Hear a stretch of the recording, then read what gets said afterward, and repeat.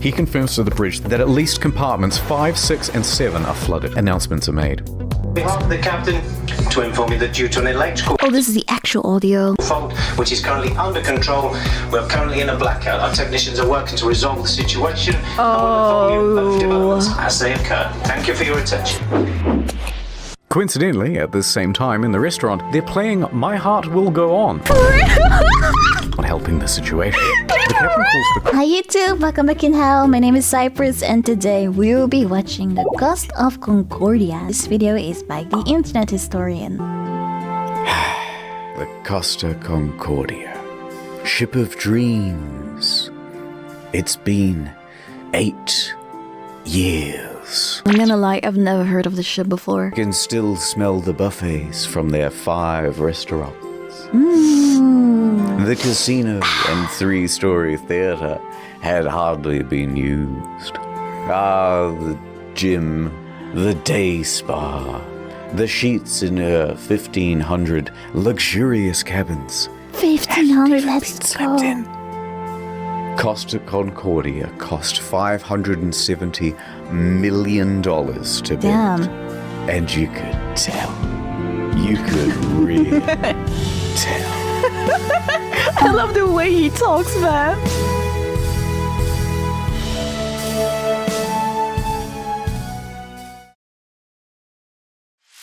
I remember it like it was just a few years ago. Yeah, same. We had left Civitavecchia, a port in Rome, and we were making our way to Savona. Okay. It was day 2 of our 7-day journey. Oh, nice. 7-day But that cruise. ship, she was... Oh, it was cursed! I don't know, that makes her seem better in my eyes. When she premiered, the traditional bottle of champagne bounced right off the side instead of smashing.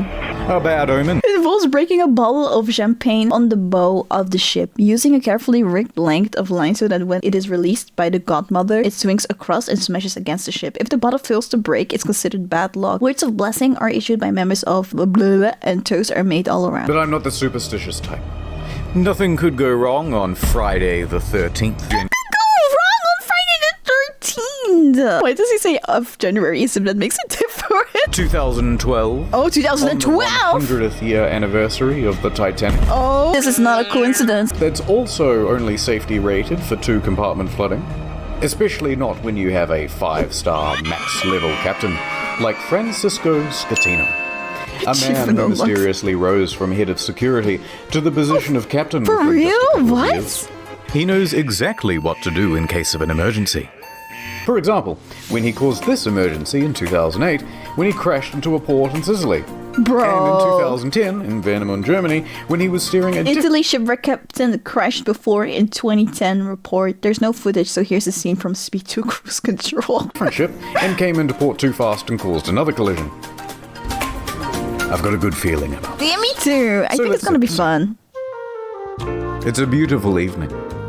People are having fun on the slides. Drinks at the bar. Nice. Antonio Magnotta is playing piano at the restaurant. Don't know who that is. Martin the It must be Magician is good. setting up for his show. And the ship Martin! is setting up for a little detour. It's called a sail-by salute. Basically, you get real close to the shore and honk the horn.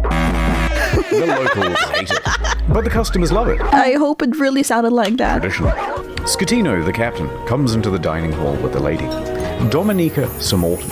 Ooh, not Remember his this wife. face, because you'll be seeing a lot of it later. Why do we say not his wife? Is he cheating? Is he having an affair? Scatino eats his dinner with her and socializes for a little while. Okay. Then he, Dominica, and the maitre d' finish up and excuse themselves. They're heading to the bridge. It's time for that sail-by salute. This time, they're going to get closer than ever. Just 1,500 feet from the island of Giglio. Giglio. And how are they going to determine this distance? Well, of course, the captain is going to eyeball it. Eyeball it. Oh yeah, Apparently okay. it's not an uncommon thing to do. Scatino turns to the fella steering, his helmsman, Jacob Ruslibin. First interesting tidbit. Costa Crociere has hired Jacob from Indonesia at a rock-bottom price, and he's a bit of a newbie to the real? job. In fact, his profession hitherto, a painter and a cleaner. It's his first time steering a massive ship. Wait, but how? This is legal? He's very excited. What the At least, we think he is. It's hard to tell because he doesn't speak English or Italian very well at all. Off to a You're good start. kidding! The second in command orders the helmsman to 290. Now, don't be confused by these numbers, they're just the degrees on a compass. At the same time, the captain whips out his cell phone and calls former captain Mario Palombo, who lives on the island. Mario Palombo is the reason for the sail by salute. He essentially came up with the idea. He's not on Giglio at the time. He's in Grosseto. Okay. They chat about the safe distance to Giglio's shores. It's all very casual. Anyway, Mario says that the safe distance is between 0.3 and 0.4 miles from shore. The captain is going all in. This is not his first sail by salute, so he's confident in what he's doing. We're going closer than we've ever been. No! The captain's eyeballing it again. New heading of 300, he tells the helmsman. Downstairs, Martin is about to cut his assistant in half. Yay, And my of course, favorite magic that means that trick! there's already a lady inside this box. She's waiting for the cue, and then she'll poke her legs out. What do you mean there's already a lady in the box? Is this not a real trick? Is this not real magic? The captain is giving more orders. Pulling gently to 310. Increase speed to 16 knots. Going this fast is going to be a fatal error. But before we talk about that, let's talk about another big problem. Language barrier. Because at this point, the captain says 325, but the helmsman relays 315. What? So the first officer intervenes, and he goes, no, 335. Oh my which is god, this is so also bad! wrong. What? And then the captain clarifies, no, 325. The helmsman confirms 325. Their poor communication has them moving at a much wider angle than they God. think they are. Oh god. However, the captain should and would know this, except for the next problem, complacency about procedure.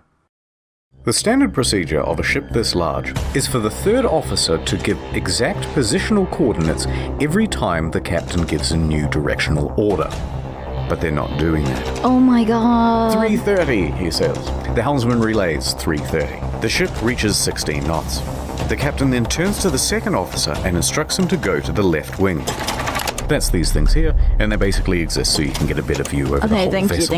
you.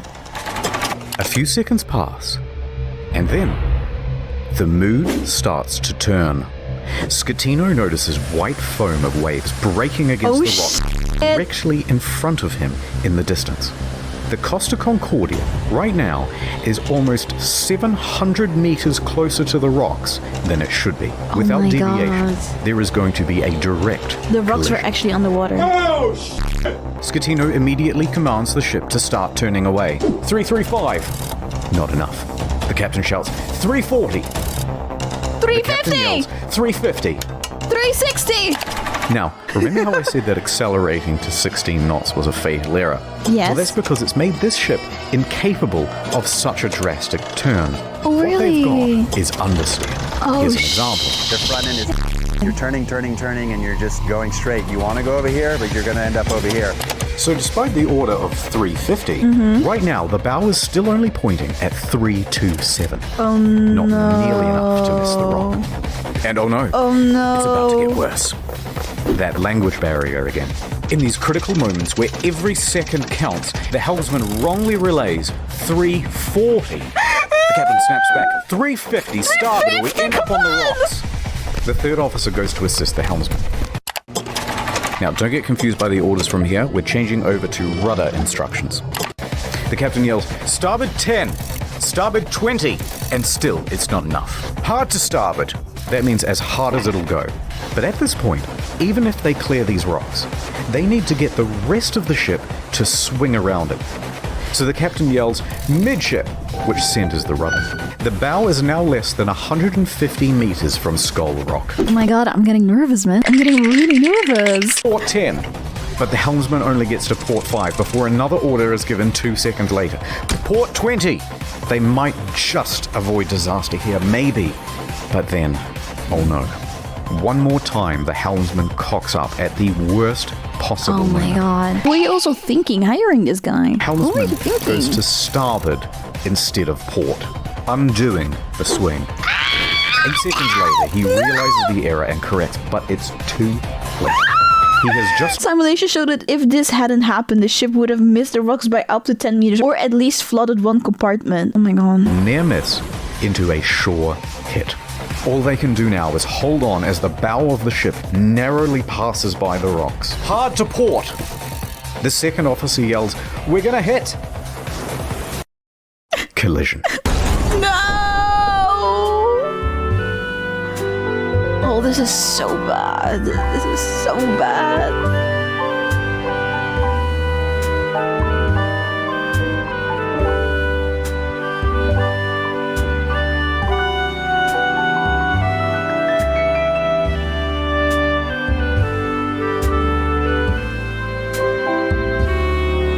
What happens to the magician and the woman in the box? Are they okay? The ship hits rocks on the port side. A 53-meter gash opens up in the hull, and thousands of tons of water begin pouring in. A loud scraping and bang is heard by all passengers. At the helm is panic. Rumblings in the dining room. Martin awkwardly pauses his act as he's helping his assistant into the box. Meanwhile, the lady inside is trapped and terrified. There's confusion across the ship. All of the crew off shift come back on duty. All officers run to the bridge. Cannot imagine the anxiety and the panic, man. On connection with the rocks, they lose propulsion and slow to 8.3 knots. And they are now adrift. Close the watertight doors at stern. Enormous volumes of water are pouring in. So much so that within 29 seconds of collision, all 6 engines stop working through flooding. 22 seconds later, a blackout happens. Lights, electric. Why is his face like that the whole time? The water pumps too. Everything. The captain orders the helmsman hard starboard. This is the final position of the rudder before power to that too is lost. The Costa Concordia, now without power, is drifting starboard, plunged into absolute darkness. Oh god. A quick breakdown That's of scary. flooding. When the Concordia struck land, it tore open 3 watertight compartments. At first, compartment 5, which filled very rapidly. Then 6 more slowly, 4 shortly after. Then 7, 8 and 3. Modern ships are built to withstand 2 compartment breaches. These compartments especially, though, are a problem because they contain the engines and the electrics. Yeah. These main generators give power to the whole ship. From propulsion motors to rudder to hotel functions, pretty much everything. When they went out, the ship was a functionless, sinking cage. A few seconds later, the emergency batteries for internal lighting and communications kick on. When the lights come back on, Flipped open the latch as he vanished from the scene, allowing the lady to escape. the man's vanished. He's ditched the stage. And it caused a huge panic in the theatre, as passengers are trying to flee to their cabins and to muster stations. People already in their cabins come out and start putting on life vests. Staff rally and try to calm everyone down. Everything is fine. There's no need for vests. Please What? return to your cabins. Did they actually The say emergency that? generator starts.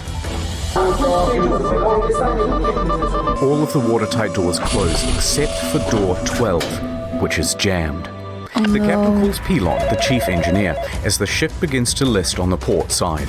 There's water coming in? Yes, there's water. But where? Is there water coming in? Yes, it's water. The engine room. But a lot of water? Yes! There's water, you can't go down. Let's go down the other side. In a moment we'll start the pumps, I'll let you know. In the theatre, the whole magic box apparatus slides right off the stage and falls into the crowd, further increasing panic. On the bridge, an announcement is being prepared. They are going to lie to prevent a panic. Let's just say we have a blackout. What can go wrong by saying that? The cruise director makes the announcement for the director's assistant. The deputy chief engineer enters the engine control room. He confirms to the bridge that at least compartments 5, 6, and 7 are flooded. Announcements are made. On behalf of the captain, to inform you that due to an electrical Oh, this is the actual audio. fault, which is currently under control, we're currently in a blackout. Our technicians are working to resolve the situation. And we'll inform you of developments as they occur. Thank you for your attention. Coincidentally, at the same time in the restaurant, they're playing My Heart Will Go On, and it's very much not helping the situation. The captain calls the Costa Crisis Unit, Roberto Ferrarini. He tells the crisis unit that they've hit a rock, that they're assessing damages, and that they are also in a blackout. The crisis office says to reverse the ship up onto shore. Well, how are you going to do that? You don't have power to the rudder, let alone the engine. hoist the sails? Anyway, around this time, the wind direction creates a starboard list, and the ship begins to turn anyway, drifting right back towards the shore, which is a very good thing because you want the ship to end up as close to shore as possible. Yeah, that's what you wanted. A panicked passenger senses that something is off. This isn't like any electrical problem that she's ever seen. Yeah, I was about to say, how are they going to believe it this is just a blackout while the ship is going like this, right? That makes no sense. There was a massive crashing noise, and now the ship is tilting. So, she contacts her daughter in Italy. The daughter then calls the police, and the police call the harbour master. While that goes on, a conversation between Pilon and Ambrosio. The diesel is not starting. The captain asks the engine room, but where have we made contact? Thinking that the incoming water can be reduced. Captain, here everything is lost. The electrical panel, everything. They're saying at this point that the ship is going down. The captain calls Roberto Ferrarini again. Actually, 2 compartments have been flooded, but don't worry, the ship's stability isn't in danger. He's wrong again! The ship's stability is in danger! Passengers begin going to muster stations on their own initiative. The cruise director says, "We have a lot of people at muster stations that I do not want to fall overboard. Do we make an announcement to tell them to go to the lounges?" Bozio says, "I think that's best." The harbour master from Livorno calls the ship. The captain tells them that we just have a blackout. How long has this blackout been going on? About 20 minutes. Have you asked passengers to put on life vests? It's just a blackout. I gotta go. The harbour master is suspicious. He says to his superiors that he thinks something more is going on. He calls a patrol boat to the area and asks them to look at the ship. Another problem. The fan on the emergency diesel generator isn't working properly.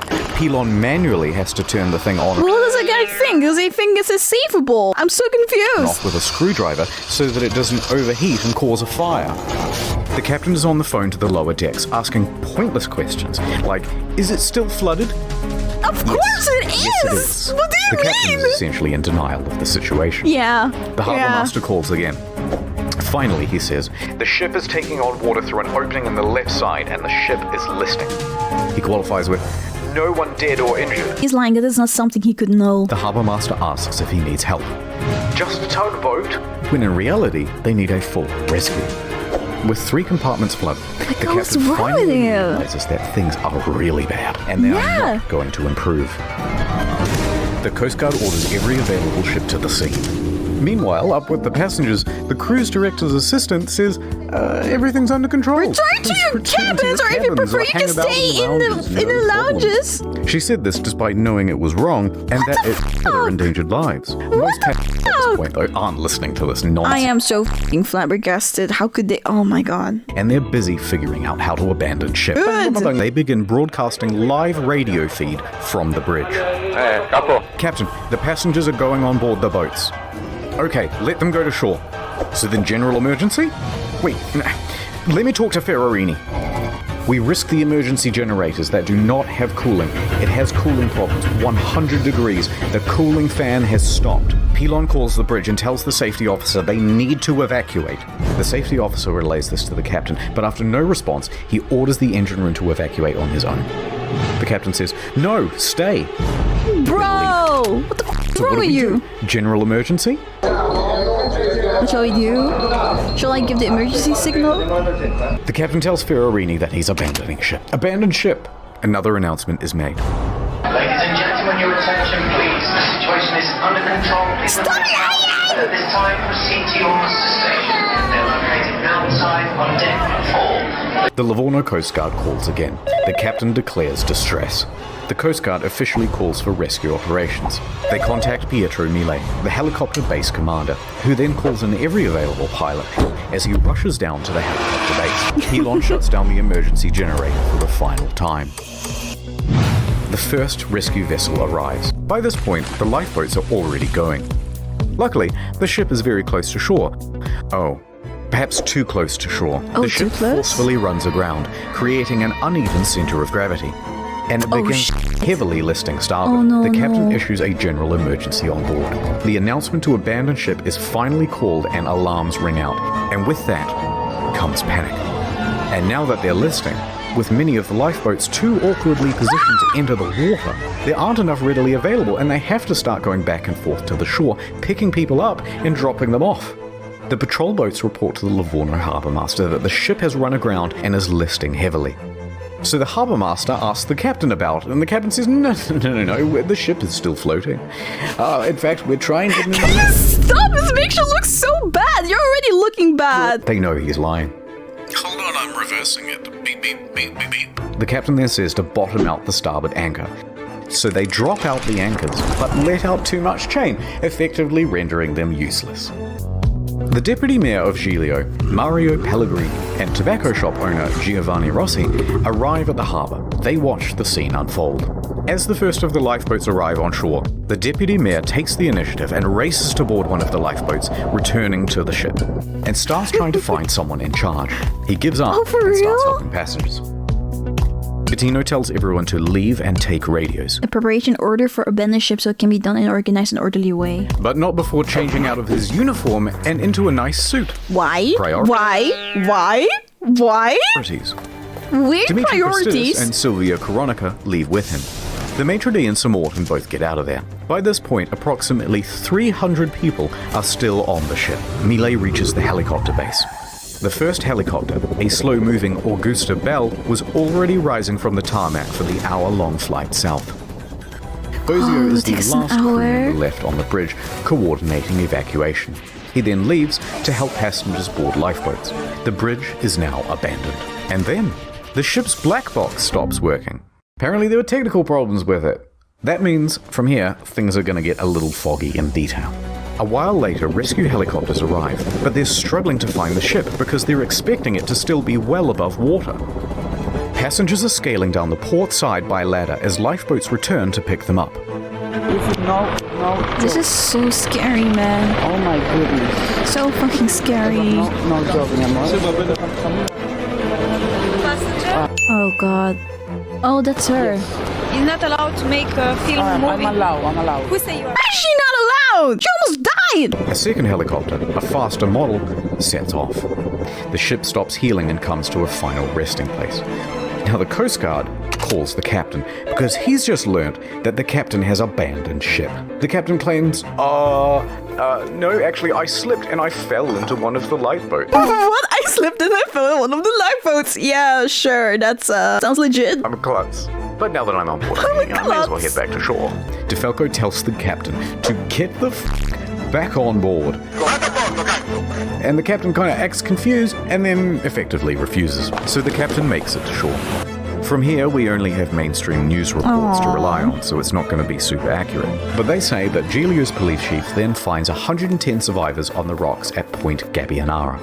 And among them is the captain. It's not known whether the captain helped anyone while he was there, and in fact, the police chief claimed that he just sat on the rocks and watched other people do the rescuing.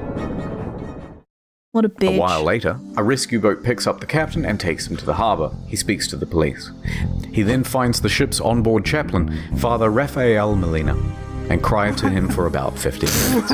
Then he goes to the harbour master's office to receive probably the biggest dressing down of his entire life. Yeah, Port authorities ask the taxi driver to take the captain back to his hotel. The captain takes the 30-second cab ride to the Bahamas hotel. According to the cabbie, he was beaten like a dog. He was cold and afraid. He only asked me where he could buy a pair of fresh socks. But then he perked right up again and gave an interview to a news crew. He told them that he was the last to leave. Oh, The stop captain is usually the lying! last to abandon ship. Oh my What god! happened, Captain? We were the last to leave the ship. Stop! All day Saturday, rescuers search for people How on the dare ship. he? On Sunday morning, a South Korean couple is found in their cabin, safe but shivering. They had slept through the crash and woke up unable to exit their cabin. Oh my god. I'm happy that they're safe though. Manrico Giampandroni was found with a broken leg. He was the cabin's service director. In the end, 32 people died. The wasn't discovered until nearly 3 years later.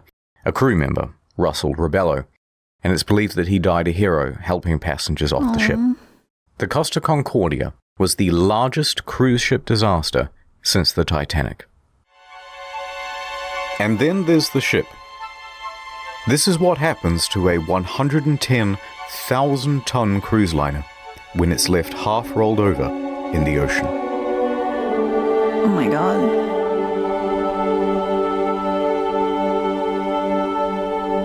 Look at that. It feels weird to see this.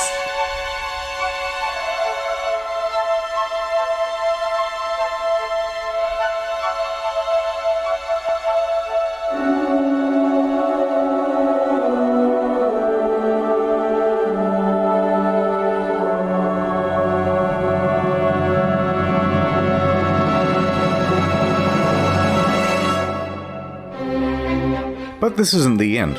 It's just the halfway point. What most people know is that the Costa Concordia had crashed, many dead, and that the captain abandoned ship like a coward.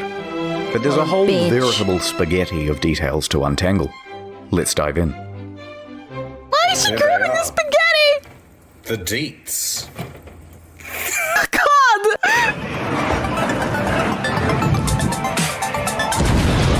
Yes, give us the deets. Give us the deets. Looting.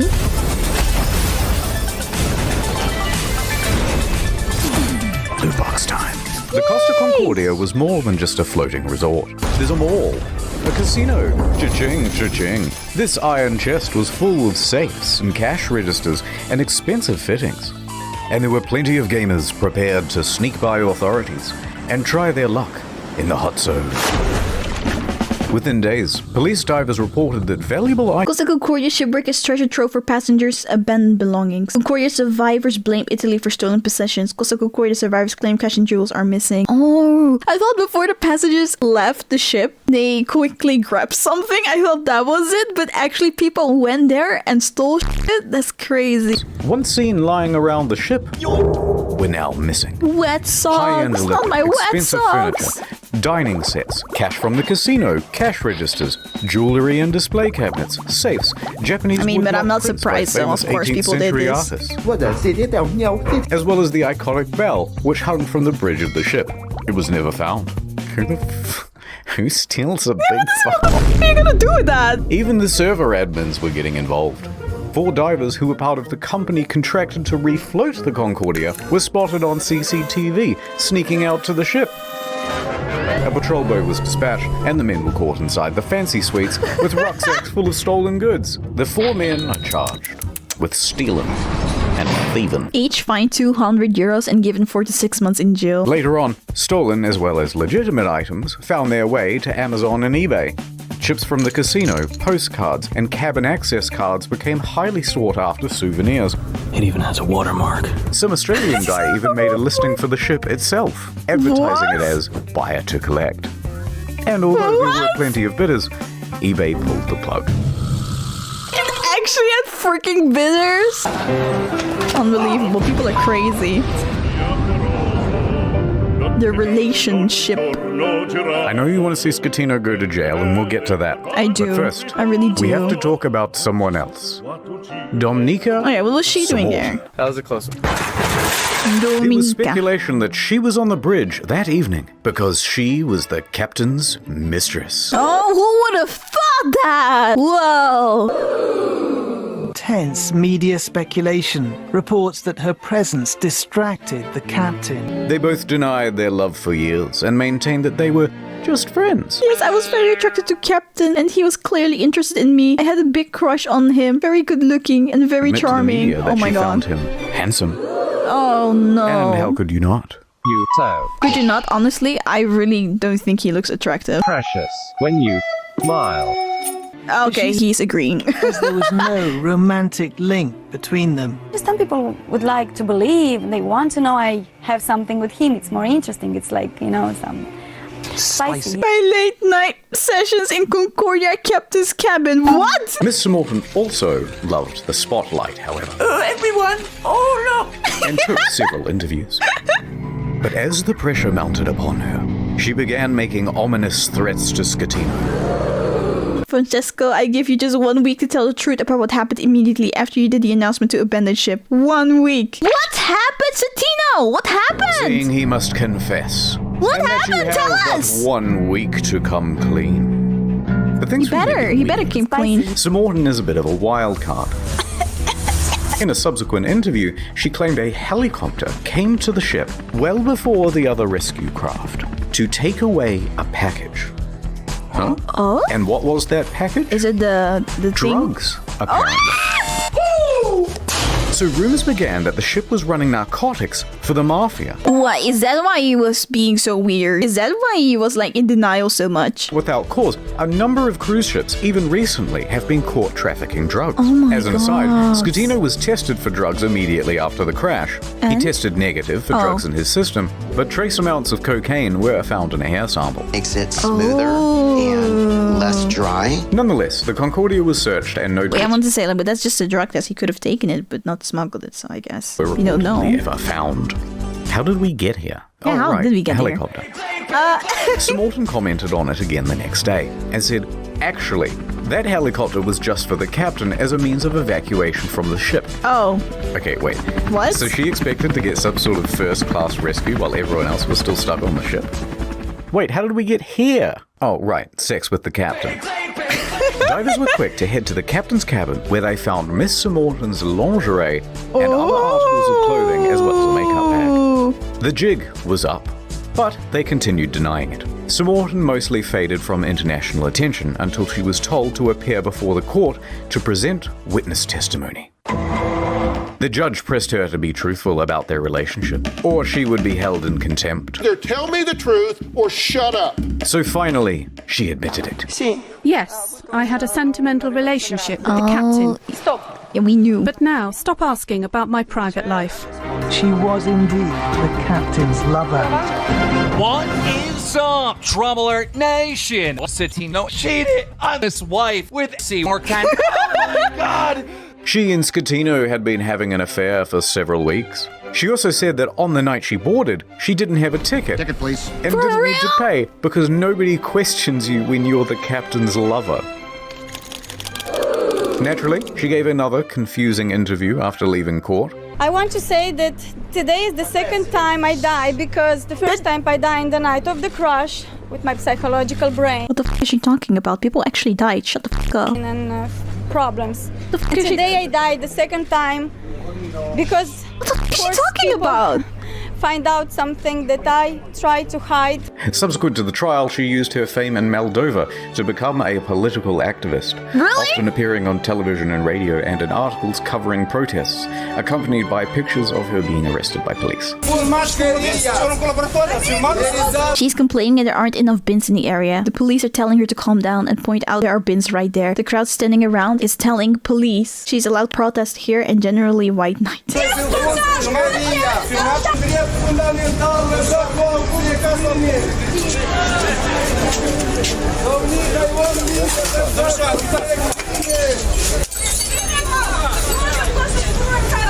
She's saying this is normal. Look, trash everywhere. It's normal. It was some stuff about victims of violence, women's rights, girl power, yada yada yada. And interestingly, part of a push to block the sale of shares of Moldova's train network to Russia. Sure. Other than that, I don't really know what she's been up to. Let me just check on her Inst. No, God, not again. Oh no!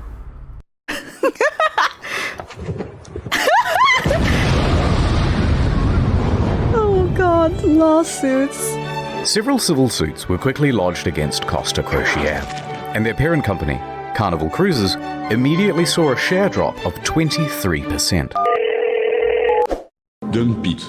Passengers sought compensation for their damaged mental health, lost belongings, and loved ones. Either they allowed him to divert from his course, or they didn't know where their billion-dollar ship was. Within a few days, facing financial and media pressure, the CEO attempted to join the bandwagon against the captain and the crew.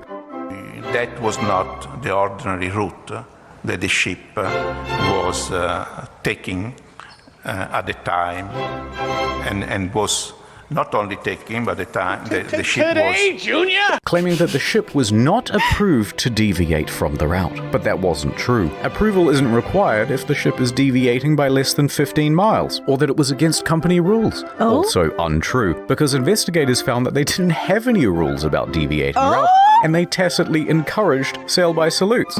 Now, in response to the civil suits, Costa Crociere offered passengers €11,000 each as compensation.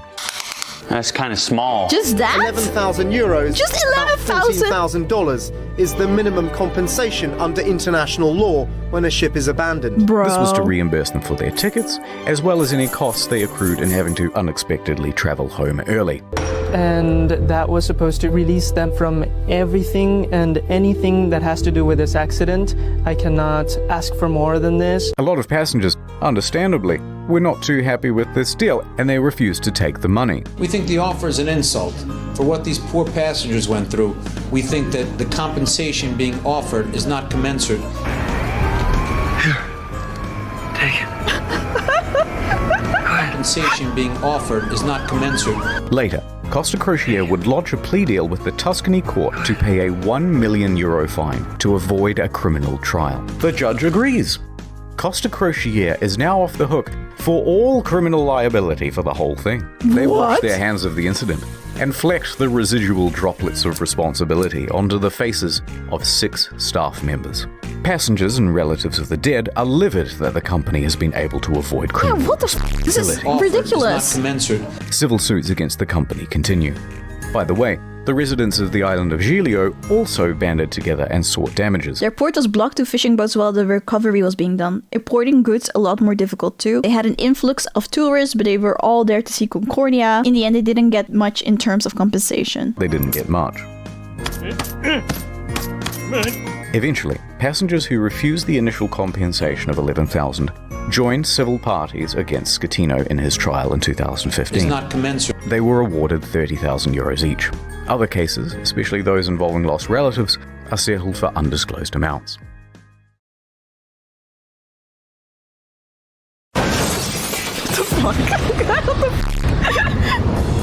Scams. New York attorney Peter Renee traveled to Budapest to represent 6 real survivors of the disaster. At Renee & Renee, we personally work on every case. And we'll work harder than anyone to get you the most money possible in the shortest amount of time. And while on the job, a 7th case cropped up via email.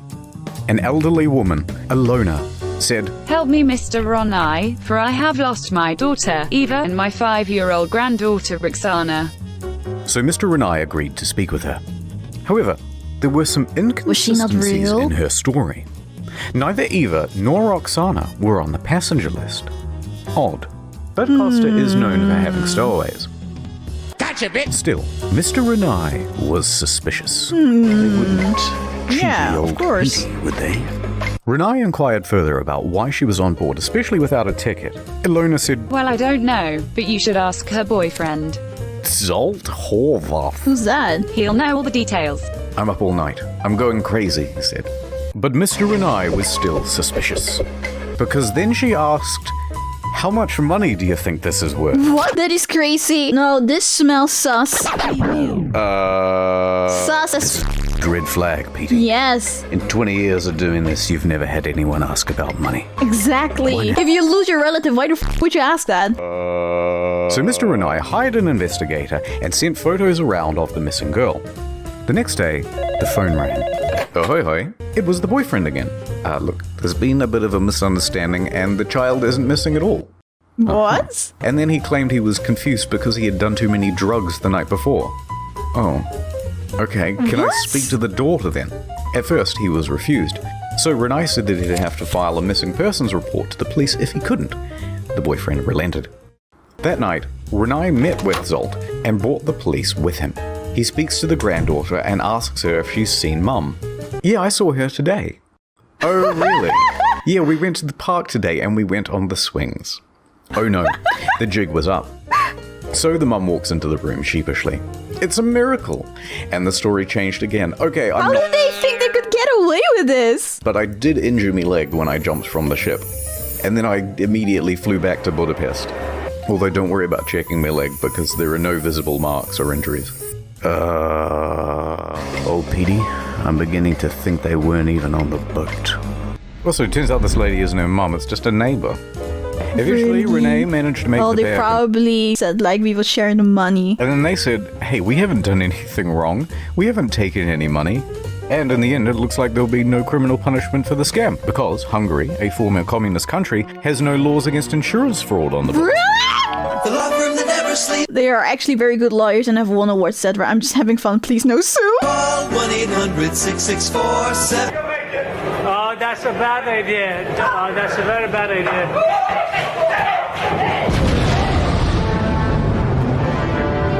Vada a bordo? Mario, would you teach me some Italian? Oh, of course. Means get back on board for Vada a bordo? Okay. Oh. Thanks. Gregorio De Falco, the naval officer who shouted at Schettino to Vada a bordo cazzo, became a bit of a national hero overnight in Italy. He, like the rest of the world, expected Schettino to go down with the ship. Down with the ship. Now I'll burn my hands up and surrender. And when the captain chickened out, De Falco was there to admonish him. And when he stopped answering the radio, he called him on his cell phone to continue putting him on blast. But I will really hurt you. I will cause you a boatload of trouble. Yes, a proper Emergenio still making puns. When the captain first reported just a blackout, De Falco didn't believe the story and immediately began preparing a rescue effort, which likely saved several lives. Oh, His thank actions God were for him. applauded by most Italians who were tired of their public servants being corrupt and avoiding responsibility. Accordingly, shirts sporting Vada a bordo cazzo were being printed by the end of the week, others setting it as their phone's ringtone. But then, in September 2014, without warning, De Falco was transferred to an admin role in the Coast Guard. Hear what I said? You've been demoted. De Falco said that he had been passed up for promotion, that he had also not been told which admin office he was even being transferred to, and that it all effectively cancelled 10 years of his career. De Falco was tres furioso, and there was public speculation that it was owing to bad blood between himself and Admiral Delano, his former boss. His status among the public overshadowed his superior in many ways. Delano was promoted and sent to Rome after the Concordia disaster. On the other hand, his boss said, no, it's part of a normal career progression for naval officers and that he must show more maturity and professionalism to advance his career.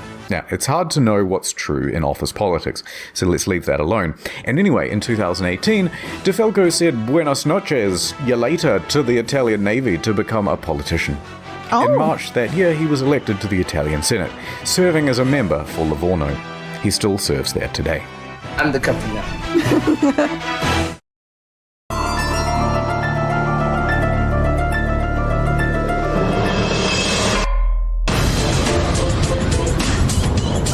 Deal time! Let's go! Finally! Also, Concordia captain placed under house arrest as 5 new bodies are found. Oh my god. However, it was clear that this would not be a straightforward investigation. So the judge released him under house arrest at his home in Sorrento, a town in Napoli. By July of that year, the house arrest was relaxed and he was allowed within this general area. While under house arrest, he wrote a book with this journalist from Rai magazine. I have no idea what it says, I don't speak Italian. But goddammit, he must have some kind of charisma going on, because there's been a lot of speculation in the press that he had an affair with her as well. How is he doing this? Hold on, I got it. Not content with abandoning his ship, this dude is determined to abandon his wife as well. Yes! So, Schettino and 5 others are facing criminal charges. Straight away, everyone lodges a plea bargain with the court. And all of those plea bargains are accepted, except for Schettino's. And the condition of everyone's reduced sentences are that they must provide witness testimony against Schettino. He touched me. Cyril, Jacob, and Silvia were all given suspended sentences. First officer 2 years and 10 months, helmsman 1 year and 8 months, third officer 1 year and 6 months. Roberto and Manrico are able to opt for community service or house arrest. Not a bad deal. A good deal. A good deal. And that meant that Schettino was now all on his own.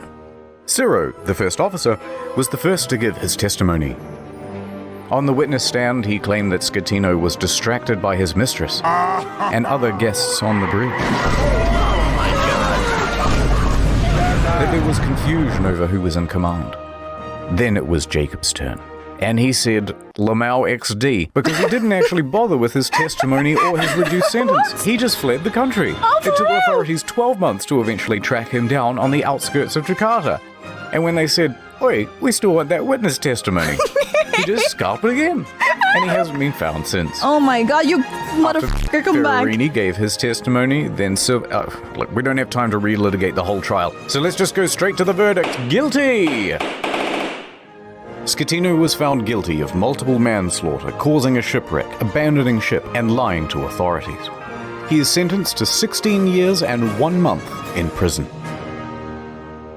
16 years and 1 month. Why not give him 17? The appeals trial begins. And the verdict on the appeal? Surprise! Rejected! So Schettino's lawyers appealed again.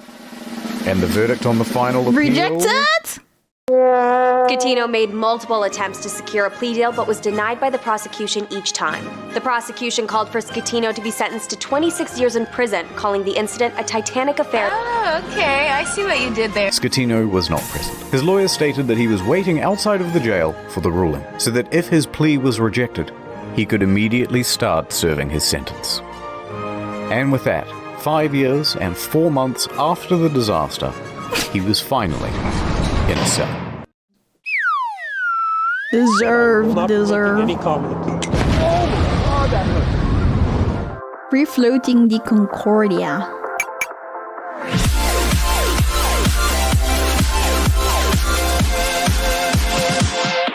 The salvage operation was enormous. It took over 2 years and cost an estimated $1.2 billion. Oh my god, that is f***ing expensive. Beginning to in do. early 2012, they first spent 2 months pumping fuel from the ship's tanks. At the same time, they had to pump seawater in so that the balance wasn't affected and the ship didn't slide around.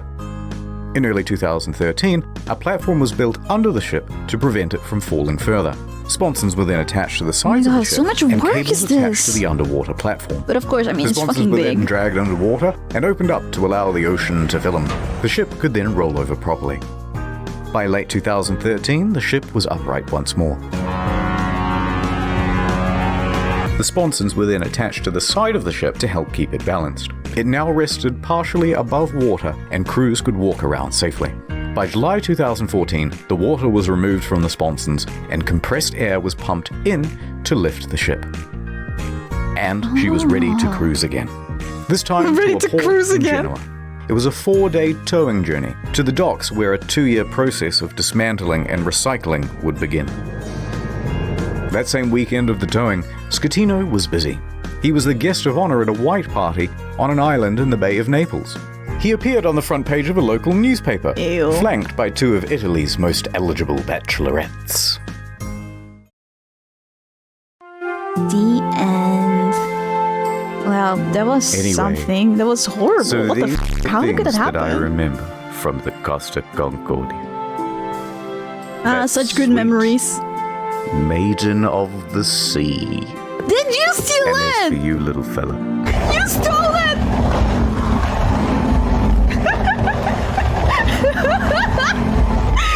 Oh my god. Well, it's time to return you. Oh my god, this is just like the Titanic!